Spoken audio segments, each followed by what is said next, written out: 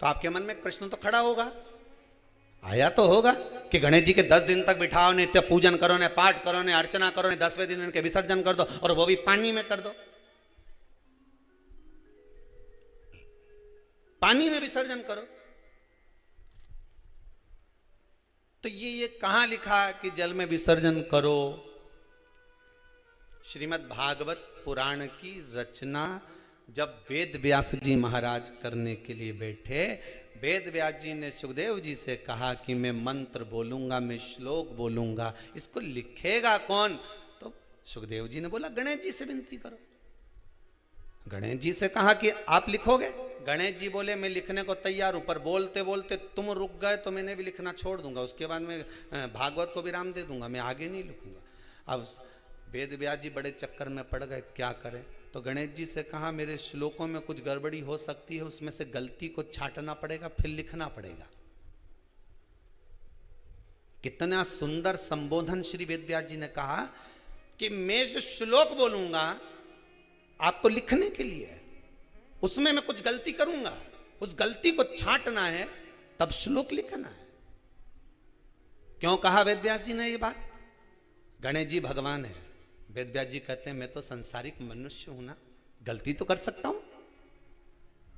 गलती कौन करता है? जम के बोलो, भगवान गलती करता है क्या? नहीं, गलती कौन करेगा? मनुष्य। गलती मानव करेगा, गलती मनुष्य करेगा। और गलती करने के बाद अगर हमसे अपनी जिंदगी में कोई गलती हो जाती है तो एक बार क्षमा मांगने में कुछ जाता है क्या? प्रणाम करने में कुछ जाता है क्या? निवेदन करने में कुछ जाता है क्या? नहीं।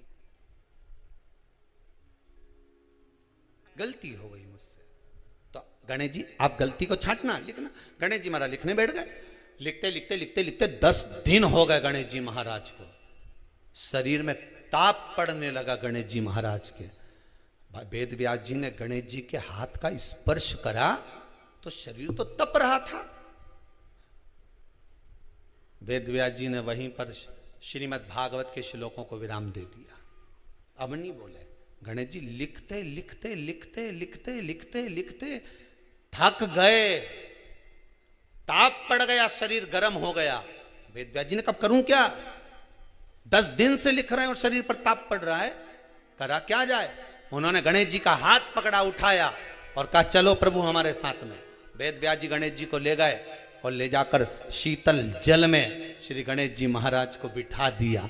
गणेश जी को पानी के अंदर उनको विराजमान कर दिया कि अब आप ताप को थोड़ा ठंडा कर लीजिए।